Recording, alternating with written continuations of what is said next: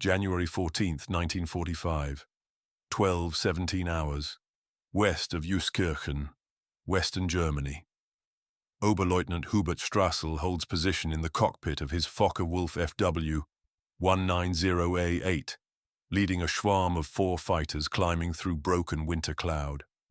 The Rhineland below is cold, the visibility uneven, cloud ceilings fragmenting in irregular bands. Strassel's throttle is advanced. His instruments read climb, sustained and controlled. Below, through gaps in the overcast, American fighter bombers are working. Their targets are the rail lines and road columns feeding the shattered remnants of the Ardennes front. The Reich's great offensive has collapsed. What remains east of the Allied line is wreckage, retreat, and the daily pressure of American close air support grinding down whatever moves. Strassel sees them. Multiple Republic P-47 Thunderbolts. Lower altitude, or dispersed, apparently committed to attack runs. Their radial engine silhouettes are unmistakable, wide-bodied, heavy against the winter sky. He has seen Thunderbolts before. Every German pilot in the West has. The aircraft carries a reputation. Durable, hard to kill, respected for its ability to absorb punishment. But it is not considered a precision dogfighter.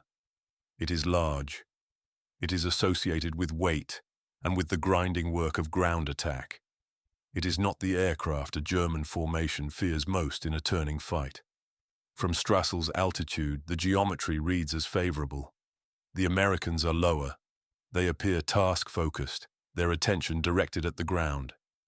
His FW-190s carry 20mm cannon, weapons designed for exactly this situation. A short, devastating pass from altitude that breaks a formation before it can respond. He gives the order. The dive begins at 12:19 hours. What Strassel cannot yet verify, and what the broken cloud and uneven visibility have concealed, is the vertical structure of the American formation. The P-47s at low altitude are not the entire picture. Offset within cloud gaps, maintaining altitude separation consistent with layered patrol doctrine, additional Thunderbolts are already positioned above and behind the German approach vector. The dispersion Strassel reads as distraction is, in fact, design. The first instability in the engagement is already present before a single round is fired. It is structural, invisible, and it is already closing options. 12:19 hours. 4 FW-190s accelerate into the dive. The Focke-Wulf 190A8 is a formidable aircraft in this profile. Its BMW 801 radial engine delivers strong roll authority. Its MG 151 cannon are mounted in the wing roots with additional armament in the cowling. In a single well-timed pass against a distracted or isolated aircraft, the combination is lethal. Doctrine for German interceptors at this stage of the war supports exactly this kind of altitude-initiated strike. Fast in, short burst, fast out, before the escort layer can respond. The problem with doctrine is that it depends on the enemy behaving as assumed. The 4 FW-190s reach high-speed attack profile. Strassel commits to the trailing element of the American formation, the rearmost pair of P-47s apparently most exposed. His wingmen maintain formation. The descent is controlled and steep. At 12:20 hours, the first German firing pass opens. Cannon rounds from the leading FW-190 strike one Thunderbolt. There is visible damage. The round impacts register. The American aircraft is hit, and the initial pass reads as a success. But the formation does not scatter. This is the first confirmation that the engagement will not follow the assumed pattern. An isolated or surprised ground attack unit, caught in a single pass, would typically break or disperse. These aircraft do not. 2 P-47s at the upper edge of the formation, the elements Strassel's assessment placed at peripheral or supporting distance, begin rolling into counter-dive positions immediately. Their response is measured in seconds. not minutes. They had maintained mutual sight lines throughout. They had never been looking at the ground. Strassel pulls into a climbing turn at 12:21 hours, attempting to restore altitude advantage and reposition for a second pass. The FW-190's BMW 801 delivers in the initial roll, the aircraft's strongest attribute in combat, but sustained climb bleeds energy. Speed decreases. Altitude recovery in a fighter that has just made a high-speed diving pass requires time and fuel the engagement is beginning to deny. The Thunderbolts descending from their upper cover positions are not bleeding energy. They are converting stored altitude into speed. They have retained momentum. They are descending with purpose, and they are already shaping the firing geometry. Two P-47s roll through arcs that place them behind and above the reforming German aircraft. The counterattack transition takes approximately 40 seconds from Strassel's first cannon burst to the point where the Americans are actively pressing pursuit angles. Crosscut now to the American pilots. By January 1945, P-47 pilots operating in close air support roles over the Rhineland are flying with specific briefings about German interception patterns. The Luftwaffe's late war doctrine of altitude-initiated diving attacks is not unknown to Allied squadrons.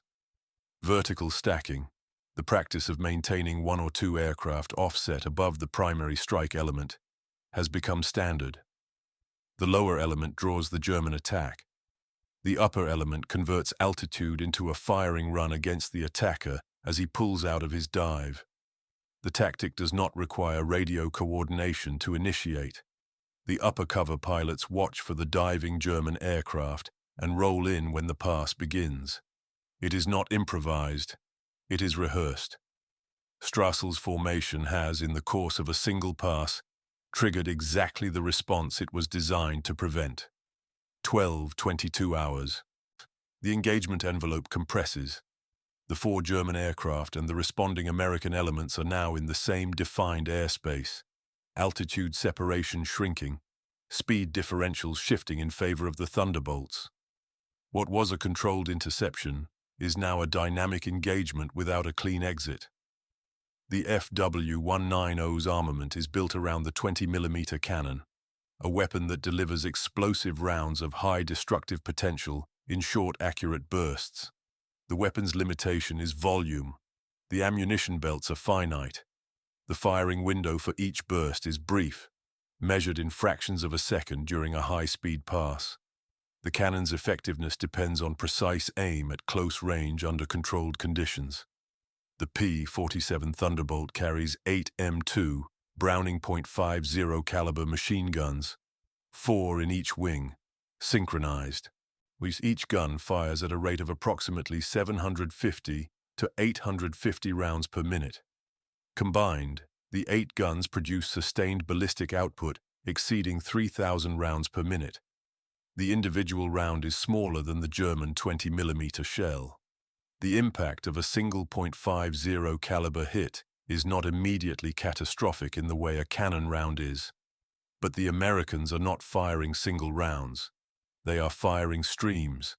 During a sustained tracking burst lasting 3 to 4 seconds, an American pilot can place several hundred rounds on target. Those rounds do not need to detonate. They tear. They sever control cables. They puncture fuel cells. They shatter hydraulic lines. They accumulate. The German aircraft in Strassel's formation are built for short engagements. They are not designed to absorb extended exposure to this kind of sustained or dense ballistic fire.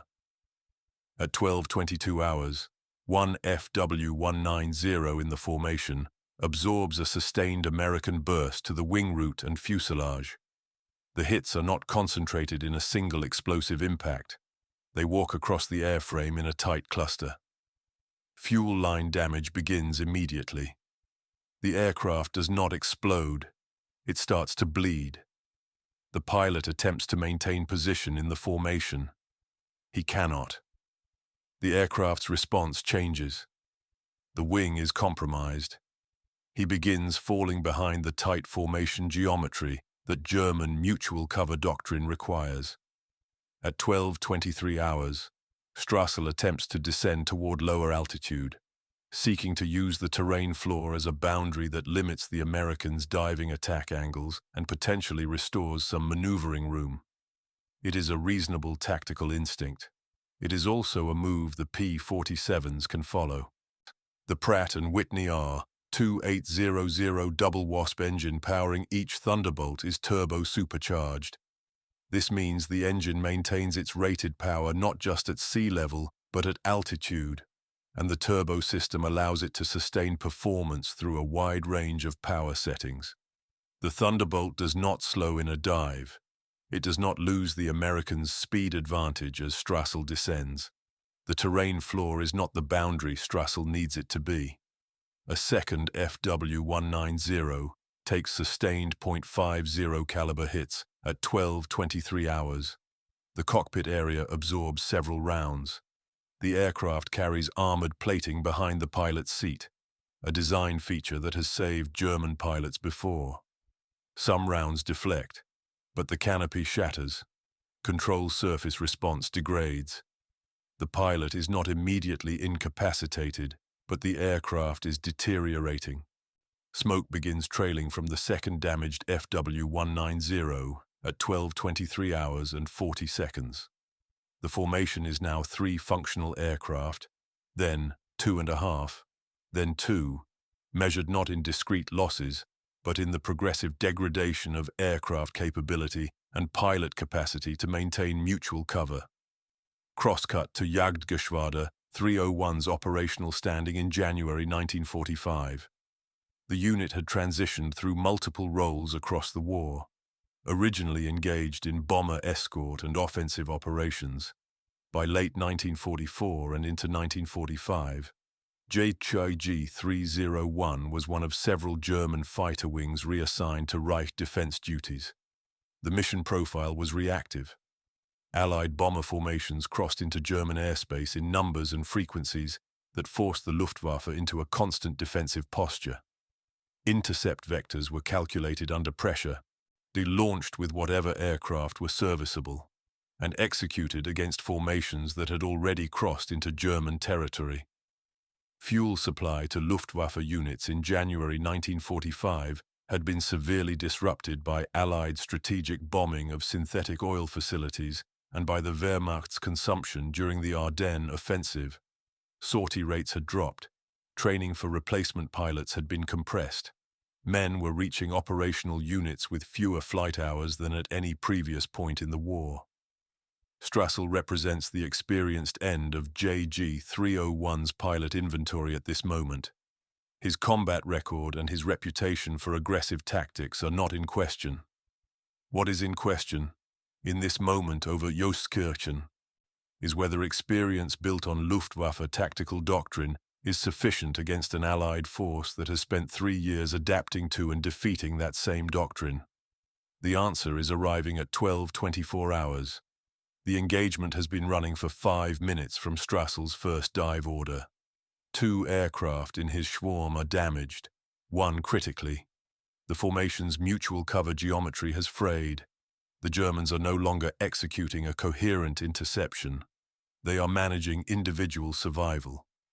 At 12:24 hours, Strassel's own aircraft absorbs hits. The American pilot delivering these rounds is maintaining a tracking arc, following Strassel's turning aircraft with the kind of sustained fire discipline that the P-47's stable gun platform enables. The Thunderbolt's weight, the characteristic that German pilots often cite as a limitation, is in this moment an advantage. A heavier aircraft resists buffeting.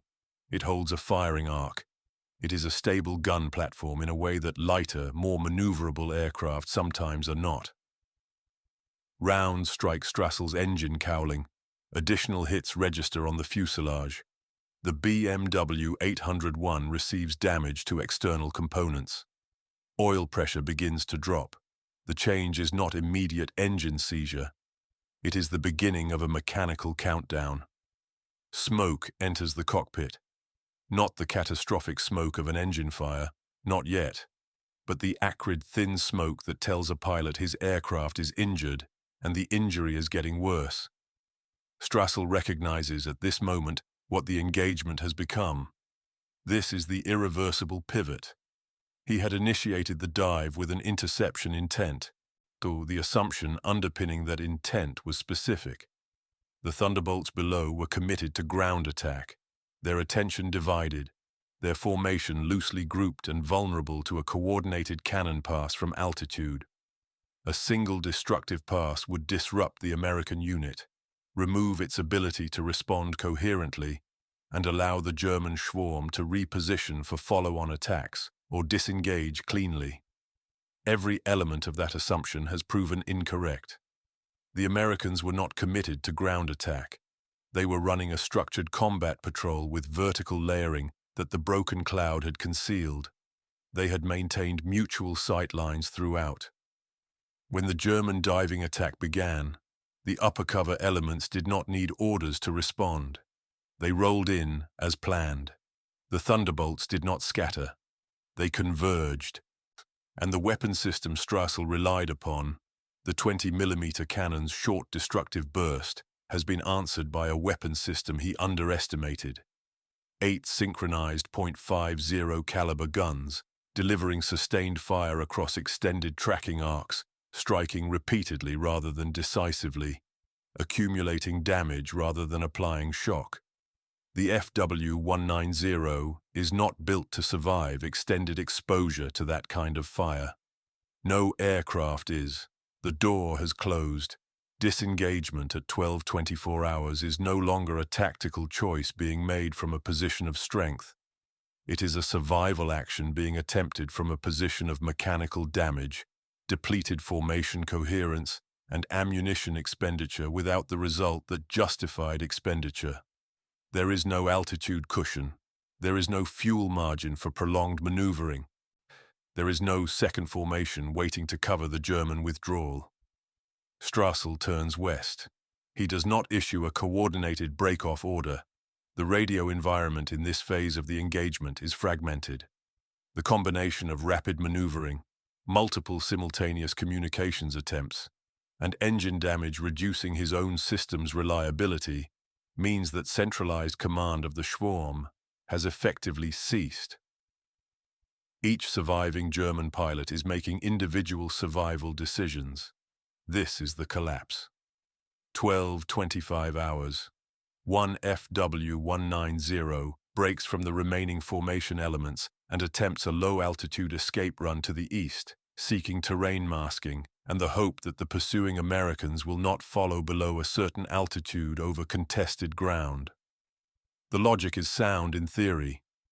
In practice, the P-47Es have sufficient speed, and the ceiling is high enough that terrain masking offers minimal protection. The American pilots pursuing this aircraft are not taking risks. They are executing.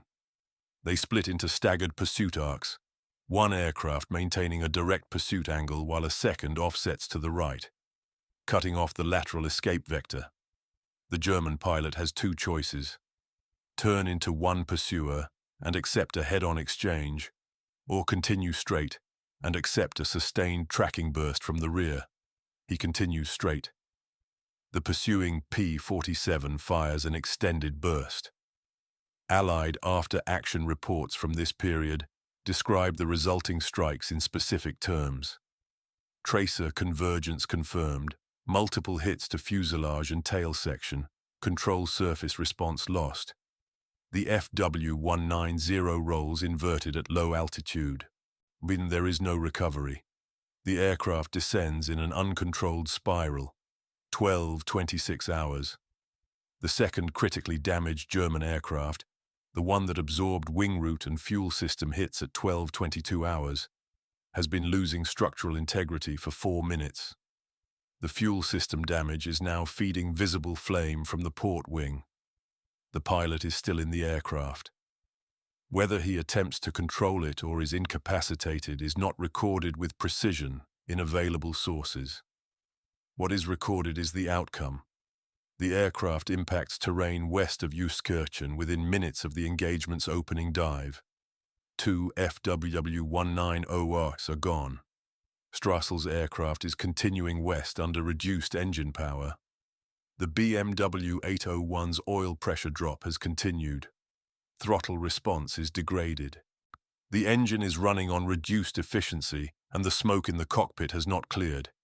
He is flying a damaged aircraft away from a destroyed formation. The fourth aircraft of the swarm, the condition of which is not documented with the same precision as Strassel's own, disengages independently. There is no coordinated withdrawal. There is no regrouping point. The swarm that climbed together through winter cloud at 12:17 hours no longer exists as a tactical unit. Crosscut to the American formation's status at 12:26 hours. The P-47s conducting the engagement have maintained coherence throughout. Their formation structure, built around vertical layering and mutual cover, absorbed the German diving attack without losing cohesion. The aircraft hit in Strassel's initial cannon pass at 12:20 hours sustained damage but remained flyable, its pilot maintaining position in the American formation. The upper cover elements that rolled into counter-dive positions executed the maneuver as trained, maintained speed advantage through altitude conversion, and prosecuted the engagement with staggered passes that prevented the Germans from targeting a single American aircraft without accepting fire from another. Their radio channels are functioning. Their pilots are reporting confirmed kills. Their fuel margins have not been stressed by the short-duration engagement. They continue their interdiction mission. The contrast in operational status at 12:26 hours is total. Now consider what the 4-minute window between 12:22 and 12:26 hours reveals about the broader conditions that shaped it. Jagdgeschwader 301 situation on 14th January 1945 is not unique within the Luftwaffe. It is representative. German fighter units defending the Reich in early 1945 operate under compound constraints that tactical skill cannot compensate for individually, let alone in combination. Fuel allocation to frontline Luftwaffe units has been reduced repeatedly since the Allied bombing campaign against synthetic oil production accelerated in mid-1944. The Leuna plant, the Politz facility, and other major synthetic fuel sources had their output cut by air attack. What fuel remained was prioritized by competing demands. The Wehrmacht's armored operations, the Kriegsmarine's submarine campaign, civilian transport infrastructure. Luftwaffe fighter units received allocations that constrained both training flight hours and operational sortie rates. Replacement pilots entering units like JG-301 in the winter of 1944 to 1945 have fewer total flight hours than any previous generation of Luftwaffe air crew. The training system built to produce skilled fighter pilots, the system that generated the experienced corps of pilots who flew in 1940 and 1941, had been compressed under the pressure of attrition. Men were reaching operational units with hours that would have been considered insufficient for advanced training in earlier years.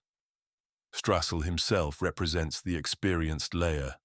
He is the unit's anchor, the pilot with the tactical knowledge that should have been the edge.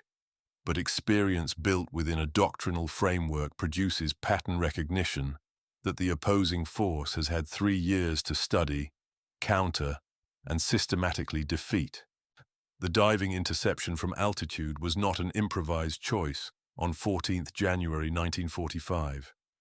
It was Luftwaffe doctrine for handling Allied fighter-bomber raids. American pilots knew it was coming. They had designed their vertical stacking formations specifically to receive it and turn it back against the attacker. This is not a failure of courage or of skill in isolation. It is the failure of a tactical system that has been outpaced by adaptation, outnumbered by industrial output, and constrained by resource depletion to the point where it can no longer afford the kind of sustained, exploratory combat that learning and adaptation require. At 12:27 hours, the engagement near Euskirchen is effectively over. The American pilots resume their interdiction mission. Rail targets and road columns are still active. The Thunderbolts have ammunition remaining. They have fuel margins. They have a mission to complete, and the 4-minute engagement with the German swarm has not interrupted it in any significant way. Strassel is flying west in a damaged aircraft. The 2 lost FW-190s will be recorded in Luftwaffe loss registers. Their pilots will be counted in the attrition figures that, by January 1945, are climbing toward rates that unit commanders are reporting to higher headquarters as unsustainable. Consider the specific mechanical relationship that determined this engagement's outcome, because it is worth examining with precision rather than allowing it to fade into general statements about Allied superiority. The Focke-Wulf 190A8's armament is formidable in its intended context. The standard armament configuration includes 2 13mm MG 131 machine guns above the engine and 2 20mm MG 151 cannon in the wing roots, with options for additional outboard weapons.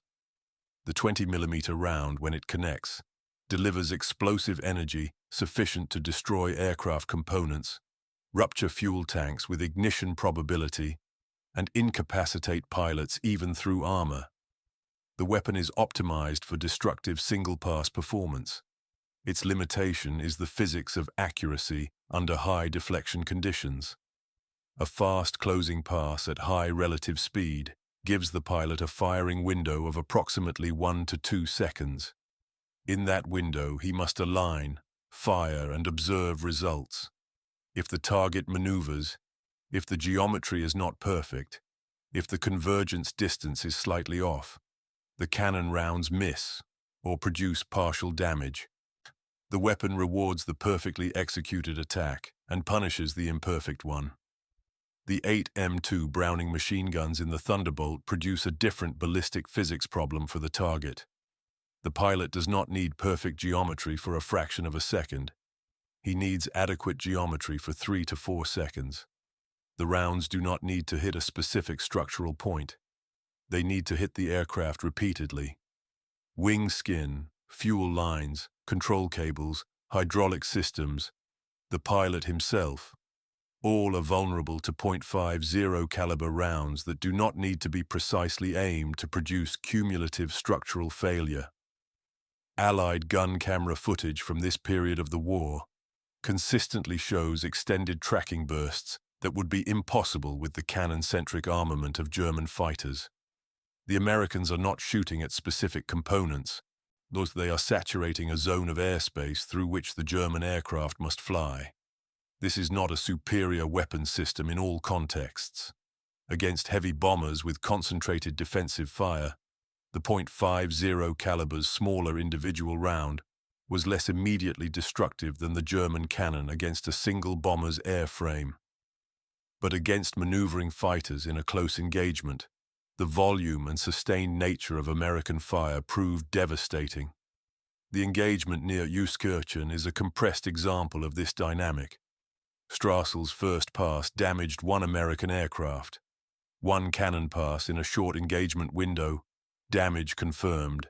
Mission for that aircraft compromised.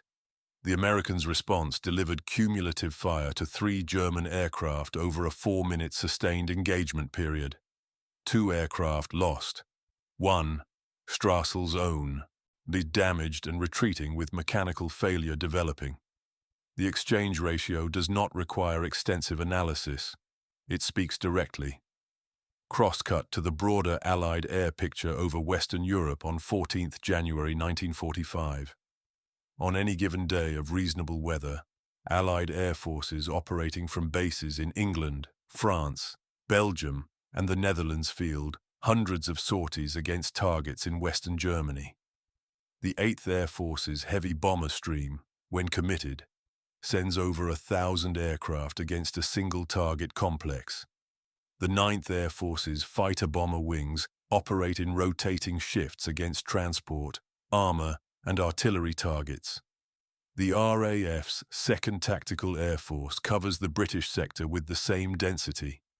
Against this volume, the Luftwaffe's available sortie count in January 1945 is a fraction of what it had been 12 months earlier. Units that fielded 30 serviceable aircraft in January 1944 may field 12 or 15 in January 1945. Fuel constraints reduce missions further. Pilot availability, degraded by attrition and the shortened training pipeline, reduces effective sortie numbers again. JG 301's records from this period, as available in surviving documentation, indicate a unit in the condition common to late-war Luftwaffe fighter wings. Experienced leadership attempting to operate an increasingly depleted force against an opponent whose numerical and logistical advantages are compounding daily. And the 4 aircraft Strassel led on 14th January 1945 represent not just a tactical formation, but a resource the Luftwaffe cannot replace at the rate it is losing them.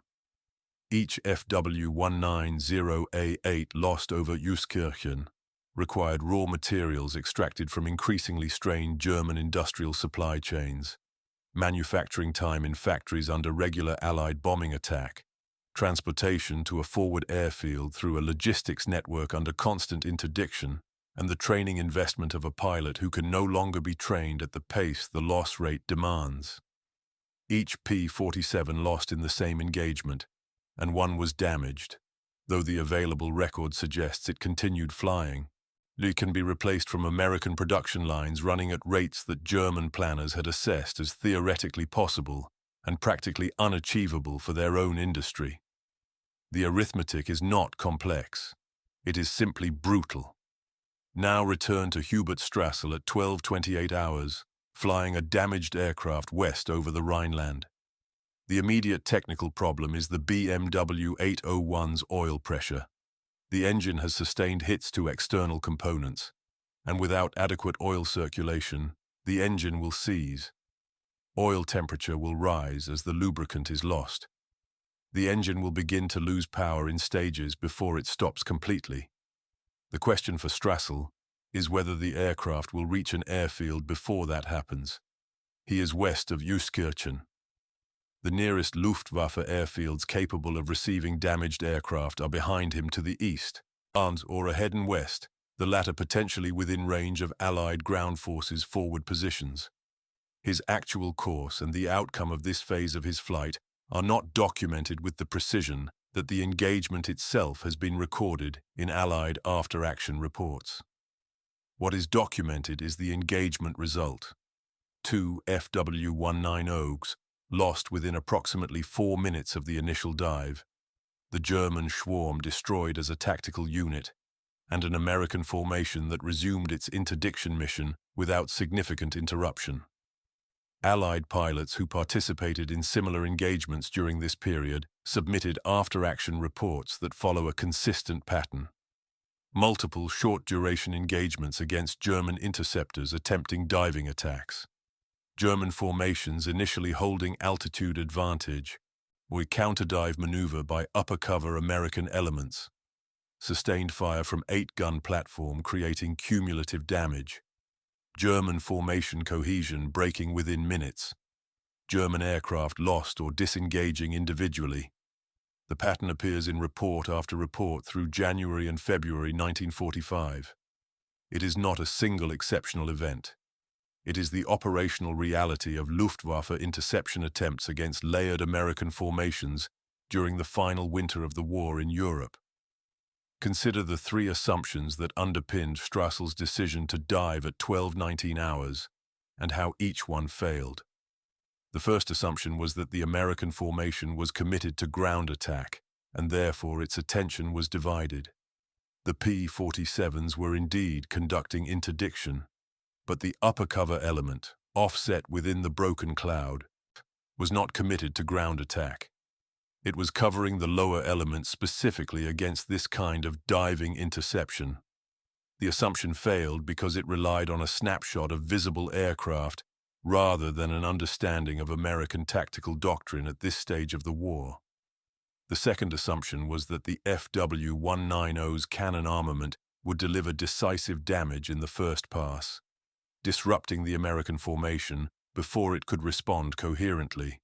The first pass did hit 1 Thunderbolt, but one hit against the most visible low-altitude aircraft was not sufficient to prevent the upper cover response.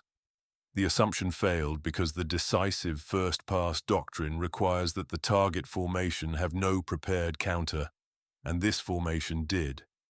The third assumption was that the Thunderbolt's durability would work against it in a dynamic engagement, that a heavier, less maneuverable aircraft would be at a disadvantage once the engagement became multi-directional. The assumption failed because the Thunderbolt's weight was a stability asset for its gun platform, and its 8 guns did not require the precision geometry that the 20mm cannon demanded. The aircraft was not a liability in the engagement. It was optimally suited to it. 3 failed assumptions, each individually capable of being corrected under different conditions, converged in 4 minutes over Euskirchen into an outcome that removed 2 aircraft from the Luftwaffe's order of battle and confirmed the structural vulnerability of late-war German interception doctrine. This is not a story about German pilots being outflown by better pilots. Strassel had combat experience that most Allied pilots he faced on that date did not match in duration or intensity. His wingmen were not beginners panicking under fire. This is a story about a tactical system, optimized for a war that peaked in 1940 and 1941, encountering an opponent who had spent 3 additional years specifically adapting to defeat it, and doing so with industrial output that ensured the losing side could not absorb the cost of the learning process. German pilots had once faced Allied formations that needed time to develop coordinated counter-tactics. By January 1945, that time had long expired.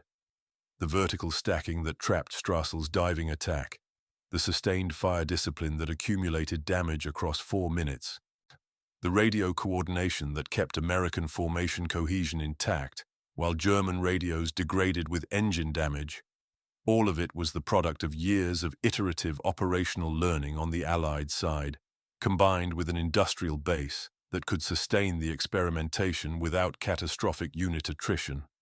The Luftwaffe had conducted its own tactical evolution throughout the war.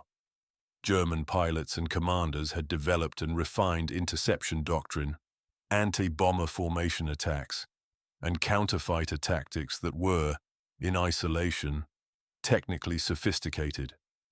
But tactical sophistication without the logistical foundation to sustain operations, train replacements, and maintain aircraft serviceability eventually produces a condition where sophisticated doctrine meets degraded execution capacity.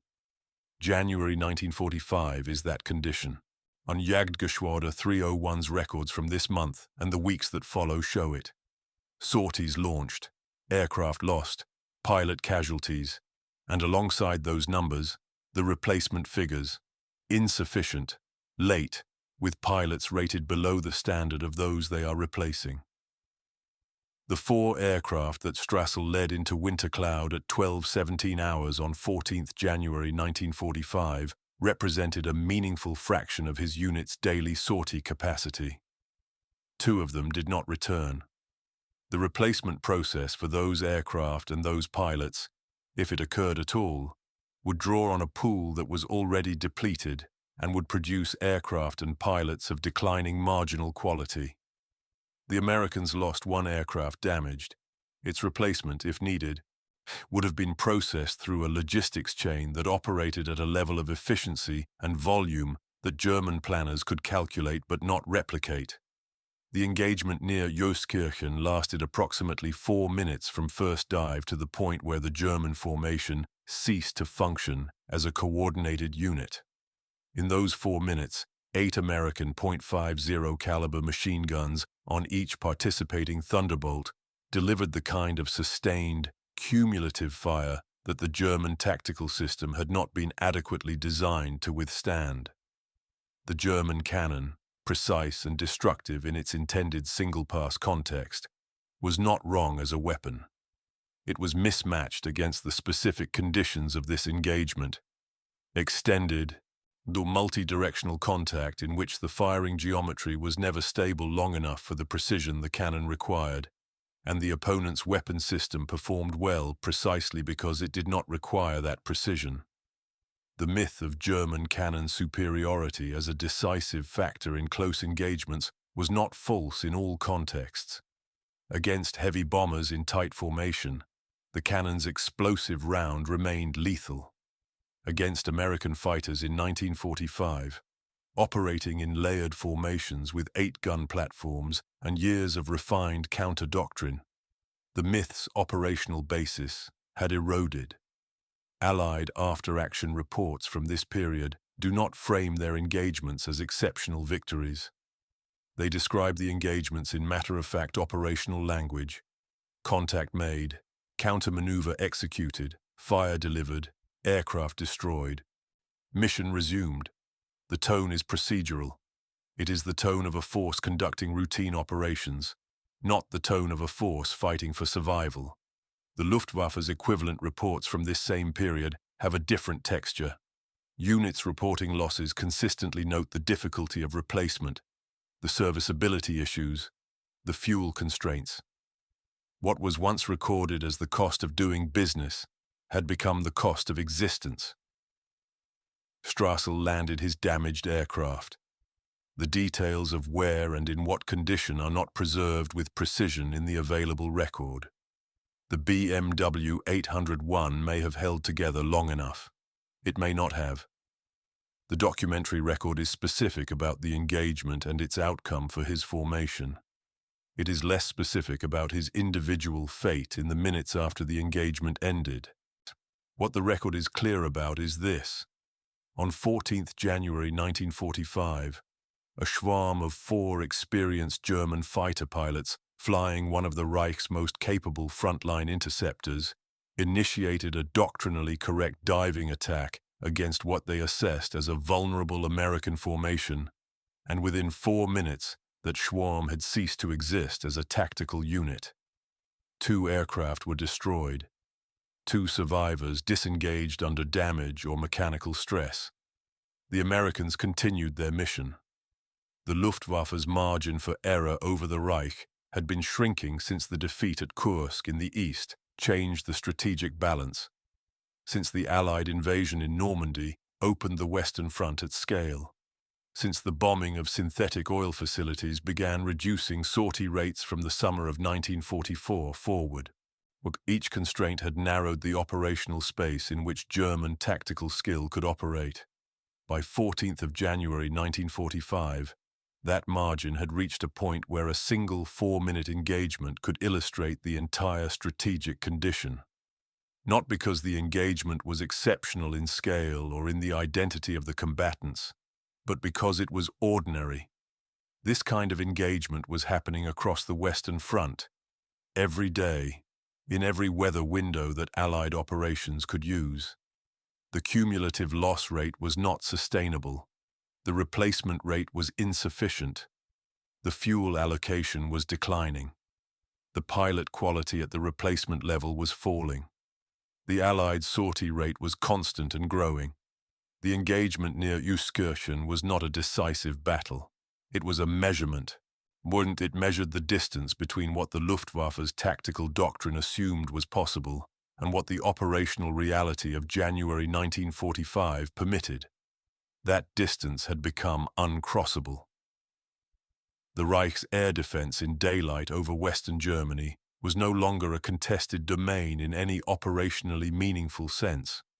It was a domain in which German pilots, experienced and aggressive, launched sorties and did not come back at a rate the force could not sustain against an opponent who processed each loss as a routine transaction and continued operating. 8.50 caliber machine guns firing simultaneously at over 3,000 rounds per minute combined did not decide the war.